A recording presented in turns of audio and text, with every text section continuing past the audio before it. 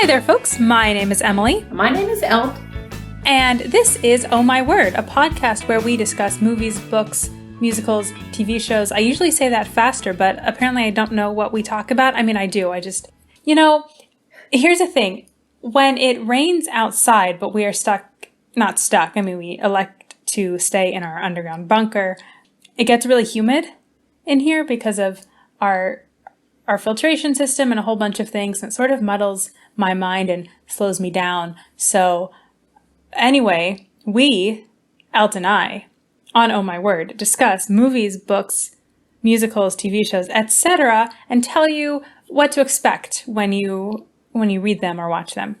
Okay, for the record, this made-up humidity thing, or whatever it was that Emily was just referring to, is part of our training to withstand temperatures in the jungle. So the fact that she is unappreciative of what we're doing right now, the training and the endurance training that we're going through right now, just don't let her make you feel sorry for her.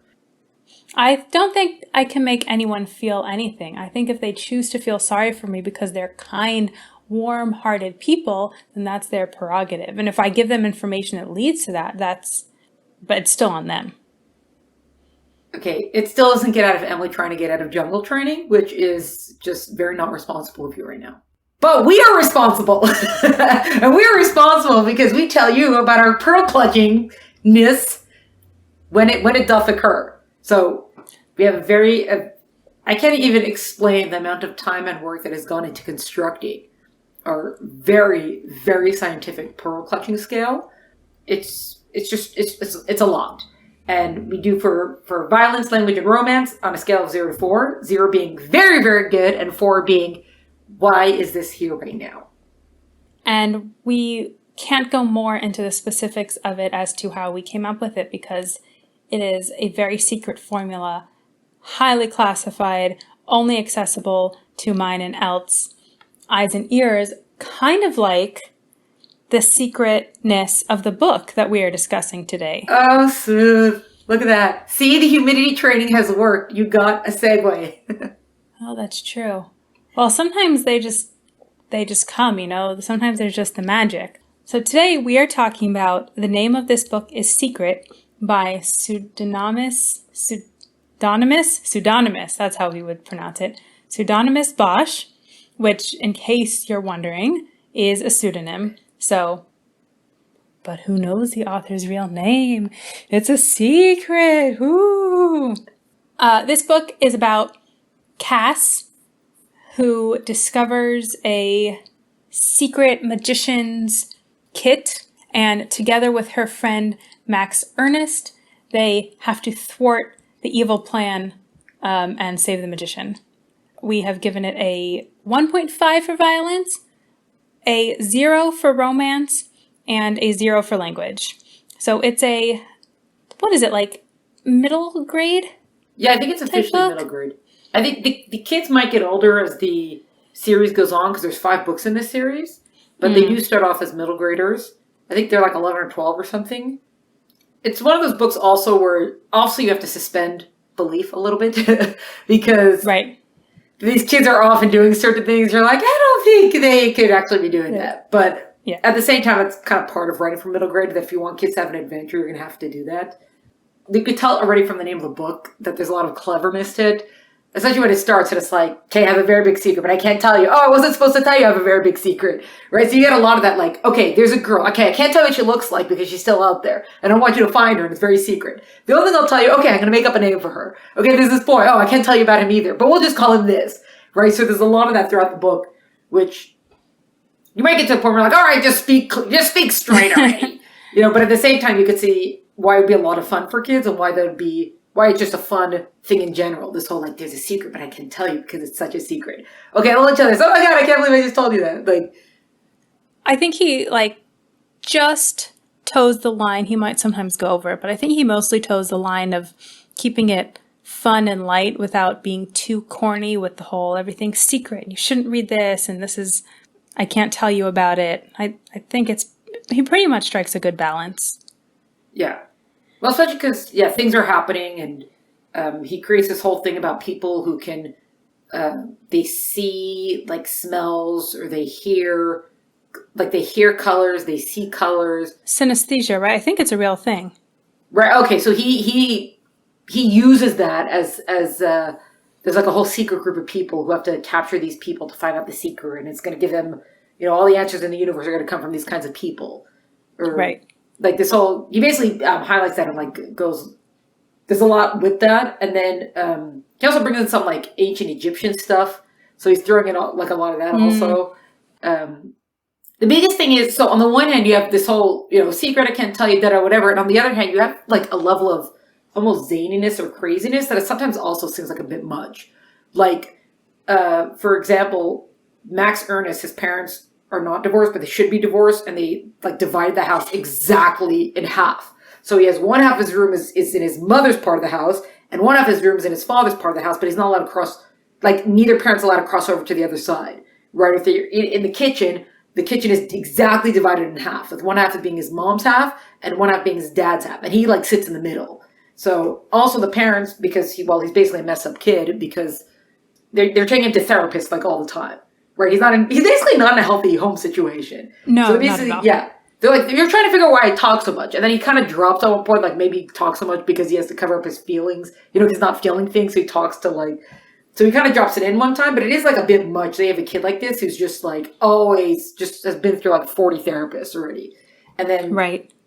Cass has this thing where she's a survivalist. So she always walks around with her backpack that's got, survival equipment in it. Right, like a flashlight, rope, snacks, Band-Aids, whatever you would need in an emergency. And she's always Cass, like Cassandra, so she's always predicting that there's going to be emergencies at her school, even though there never are. They're going to find toxic waste, or they're going to explode. I don't know, whatever the thing is.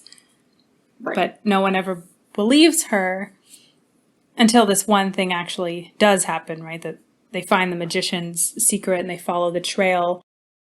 What were those books we talked about quite a while ago now about a detective, like on the sea?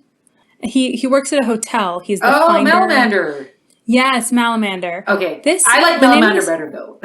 No, I agree. I think the name of this book, A Secret, is an interesting mix of Malamander, some of the CIA/police kid stories that we've read, and also Lemony Snicket, because it has adventure, right? And they're doing these daring things that kids in the CIA would do.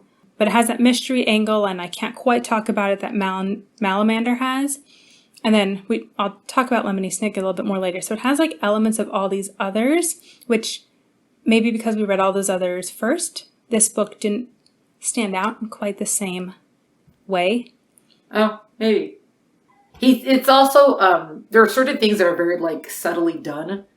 Not necessarily, like Cass stays, her mother's going on vacation, so she stays with her two grandfathers, which if this would have been like 40 years ago, I would be like, oh, two bachelors just living together. Now I'm like, those are probably gay grandfathers. It's not specifically said in the book, but you kind of get, when you have two older men, unmarried older men, because I don't think it says anything about that. It doesn't say anything about marriage, I think, actually.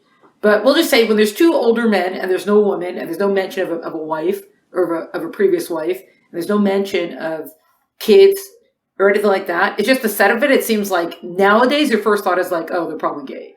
So it's like there, but like not there, And then there's one point where Cass has this like nightmare about, she's in this whole thing. She has to end up in the spa thing, blah, whatever. She has a nightmare and she looks and all of a sudden she sees the golden arches and what are we doing here? Why is, basically McDonald's, but McDonald's uses meat, the way they process meat and the way they do that. And it just causes global warming and we're all going to die, whatever. So he also like slips in that like climate change-ness, which, oh, look, this is a jokey book, but like, no, really, this is like a real thing sort of thing he puts it in.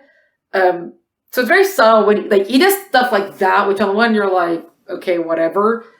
And then he'll do things like he'll use a word and then he'll be like, go look up the word. And then like 2 sentences later, he'll be like, I told you to look up this word. Like, cause he uses it again. Right. That's kind of more of where your Lemony Snicket kind of stuff a little bit comes in. Right. Yeah. I think that he has some of these themes, which I wouldn't anticipate in a middle grade book, like the divorced parents and going to a therapist. And right. Well, now you can expect same-sex couples in pretty much any age group, but some of these things which they kind of work because he deals with them in a funny way, like Max Ernest's parents splitting their house down the middle. Like, it's so absurd that it's funny, so it almost just works because it's in this absurd world, but then he does slip in that thing about, oh, maybe I talk too much to cover up my feelings, and that's really real. And then, so, like, the tone of the book goes back and forth between real stuff and this hyperbolic world, and I just think it's an interesting, like, it didn't quite work for me. Right. I guess I thought it was fun, but then sometimes I was just jarred out of the story because the tone shifted too much. Right. It's like a genre mashup, but like in a different way, because there are middle grade books now that deal with either mental health or divorce or things like that in a like a more serious way that also adds humor to it. But here you're starting off already with the whole humor, hyperbolic. You're already starting off in that thing. So sometimes when it's come to serious stuff, it's almost like you expect the serious stuff to be more like, if we don't do this, everyone's going to die sort of thing. Which, okay, we're on a mystery adventure, so it makes sense when it's like that kind of serious versus like, oh, by the way, I've got deep psychological issues. You're like, what? Which book am I reading again? By the way, we didn't really go into our ratings, mostly because language and romance were both a 0, which means there's no hint of romance, which is nice, between any of the characters like Cass and Max Ernest, which is where you would usually find it. I guess since the grandfathers, they could be gay, but he doesn't say, at least in this first book, he doesn't say anything about them being gay, so that's not an issue. There's no romance or any sort of relationship evinced by any of the characters. Right. Language is a 0, but the violence is a 1.5 because it is an adventure story where they have to go save this other kid, and there's kidnapping and things explode and their lives are threatened by Dr. Mauvais and Mrs. L. So, sort of... Oh, no, you mix them up. Oh, Mr. Mauvais and... No, Miss Mauvais and Dr. L. Oh, that's what it was. Anyway, so, but, they're big villains, so it's sort of like the... Yeah, they're very creepy villains. Like, they always describe her, especially Miss Mauvais, she's got this, like, perfect... She's almost, like, overly Botox Stepford wife kind of look, right? And then all of a sudden, like, one of her gloves comes off, and it's, like, old, bony oldness. So, like, that's where we realize that she's basically decaying, even though her face is so rigidly perfect. That was the other thing that made me think of Lemony Snicket. Not specifically Miss Mauvais, but the way that bad things actually can and did happen. A lot of kids' books, it's, the bomb is almost going to go off, but they save it in the nick of time, which is one way of telling a story. But in Lemony Snicket, in series of unfortunate events, bad things actually happen. Characters really die, things burn, people are lost. And in this book, it's not quite to the same extent, but there are real life consequences for these very not real life adventures. And we can't say anything more because the rest of what we'd have to say is just going to be secret. Yeah, so thank you so much for listening, and we'll catch you next time. Cheers, peoples! Oh My Word Podcast is brought to you by the pearl-clutching basement dwellers at Oh My Word. Follow us on Instagram for updates at Oh My Word Podcast, or like and subscribe wherever you listen to podcasts. For full episode notes and details, visit eltenenbaum.com. Music is by Tim Berg. See you next time!